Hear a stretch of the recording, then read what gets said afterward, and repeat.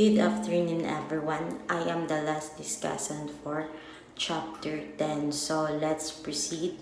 So by the way, I will discuss the remaining characters in the novel El Filibusterismo, written by Jose Rizal. Next character is Abraham Lebaneso, also known as Bin Zaib. So, isa siyang journalist, mahilig siyang magsulat ng sarili niyang version, and also he believes that ang iyang mga ideas are different from others. Next is si Placido Penitenti, ay isa siyang estudyante sa isa ka university, and grabe ini siya ka bright during that time in El Filibusterismo. So pero bisan bright siya kadayaw is wala siyang gana mo eskwela. It because during his time in El Filibusterismo was strict and unfair because the teachers were often harsh. So kung di dahil sa iya mama di gayud siya mo padayon pag-eskwela, he only continues his study because his mother. That's for si Placido Penitenti. Next is si Quiroga or Quiroga. So I don't know how to read this name, but you can read by your own. So si Quiroga ay isang negosyanteng Chinese sa El Filibusterismo. So ang pangarap niya na maging konsul ng Chinese sa Pilipinas. When we say consul, means a consul is a government representative who helps and protects citizen in a foreign country. So kaya ginagawa niya ang lahat para mapalapit sa mga makapangyarihang tao.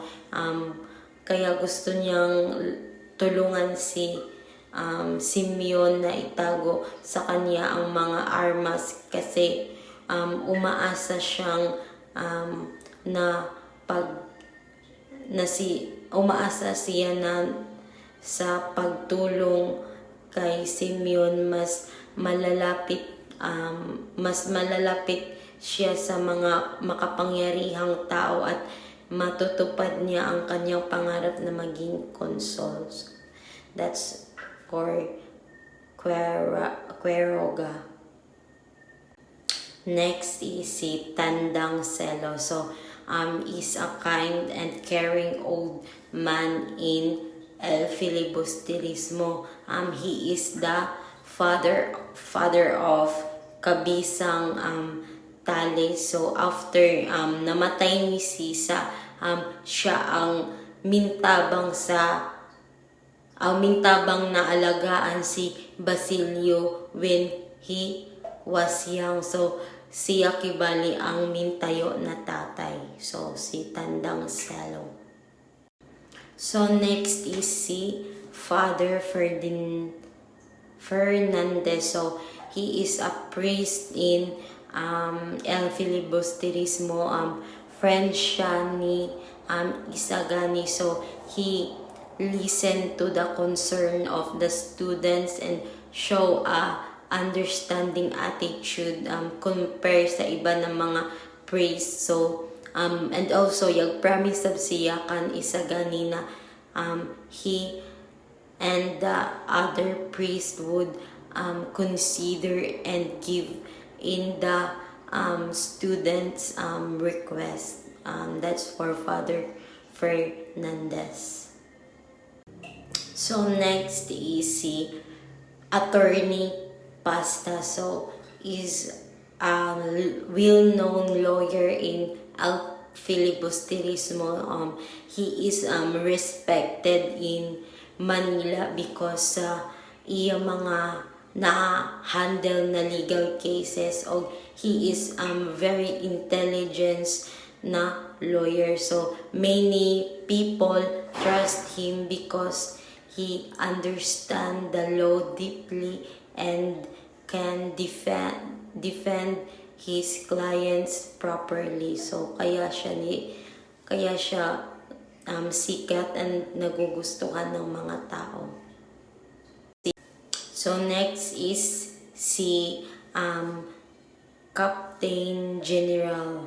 So in Filibusterismo, siya ang pinaka-highest and powerful official in the Philippines. During non-Spanish time, he has control over the government and the military. So si Captain General.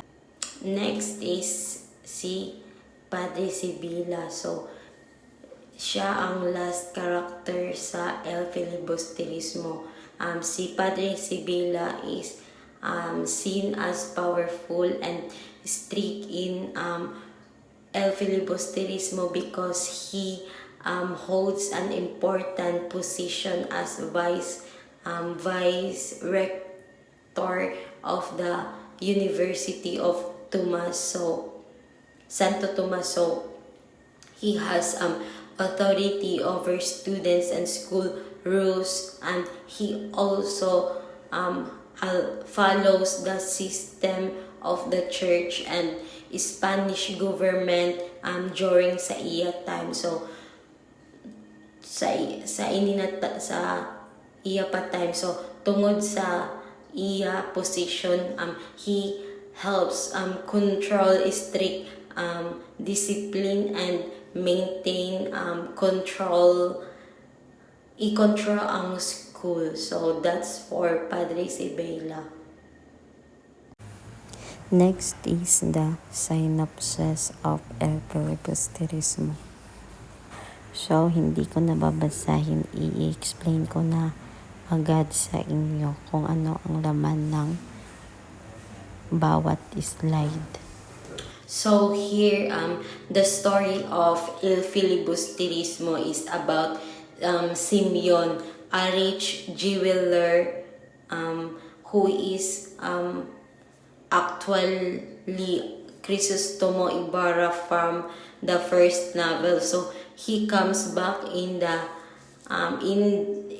Philippines after many years, kasama ang kanyang plano na maghiganti against sa Spanish officials. So officials na mga nanakit sa kanya o sa iya loved one. So he becomes close to powerful people and uses his wealth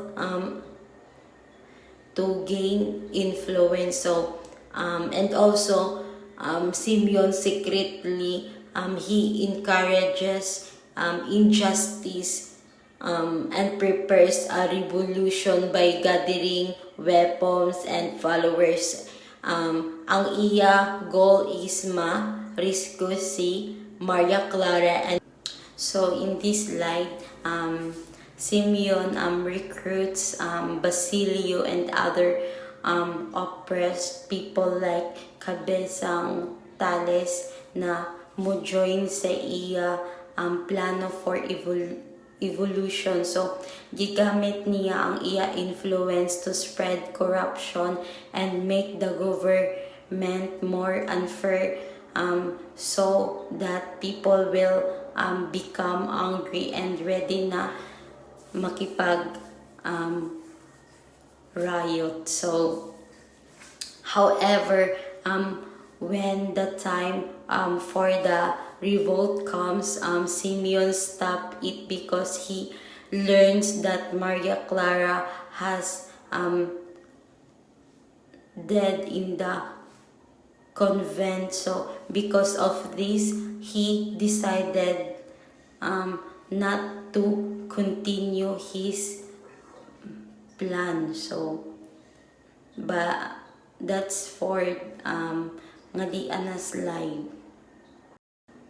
So here Simeon makes another plan para makapaghiganti. So he prepares a big explosion. So during the wedding reception of Juanito Pilaes and Juanita Gomez. So ang iya plano is pat yun ang mga importante na friars and government officials. So the explosion will be triggered by a special lamp.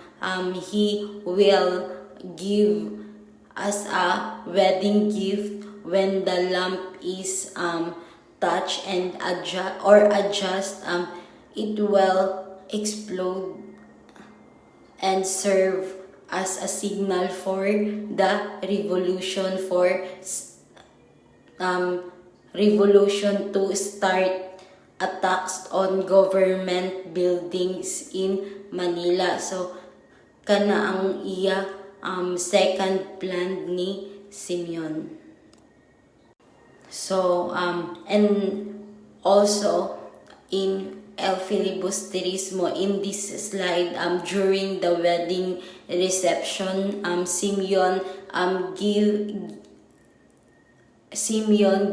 his gift to newlyweds and pinasecret nagbilin siya ng isa ka message na nakabutang is "You will die tonight." So signed by Juan Crisostomo Ibarra. So, and also in this slide, at the same time, isa gani broken siya kay Paulita. So, gi-reject sagud siya ni Paulita. So, his friend Basilio warns him to leave because the lamp is about to explode. So, kay di ba si Basilio is already recruited by Simeon's plan. So kaya aware siya na ang lamp contains explosive and will be used as a signal for the attack. So after that nagpanic na dayon ang mga guests. So after Father Salve recognize the handwritten in Simeon message as Ibarra when the lamp is about to explode. After nanyaon si Isaganiga paspas dayon pagkadto para isave si Pauleta and ibalik ang and i-throw ang lamp sa river. So after it explodes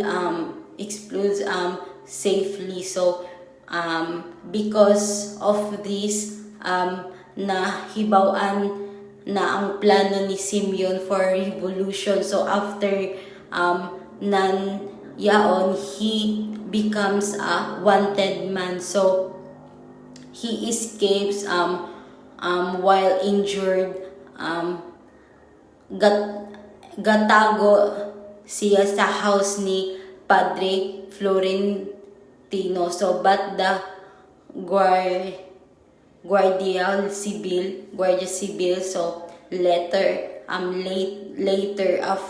finds out and plans to arrest him, si Simeon. So nakita ng Guardia Civil si Simeon and nagplano na sila na i-arrest siya. So next is in this slide the last part, I guess, after ng pagkahibaw ni Simeon na niyadto na i-arrest na siya. So nagmadali siyang uminom ng poison para di na siya makita na buhi pa. So after niya mapatay, gilaong niya kay Padre Florentino his true identity as Crisostomo Ibarra, and gilaong sab niya ton iya plano for revenge through revolution. So after hearing his confession, Padre Florentino forgives him and say that God will still forgive him because he understands human weakness and suffering. So yes, the story ends when Padre Florentino throws Simeon treasures into the sea so that greedy people will not able to use them, and also he believes that wealth should not be used for evil or corruption. So the press also hopes that one day, if the right time comes, these treasures may be found again and used only for good purposes, hindi na sa mga kasamaan, for the good purposes only. So that's all for my report, and I hope you understand my topic, and also thank you for listening, everyone.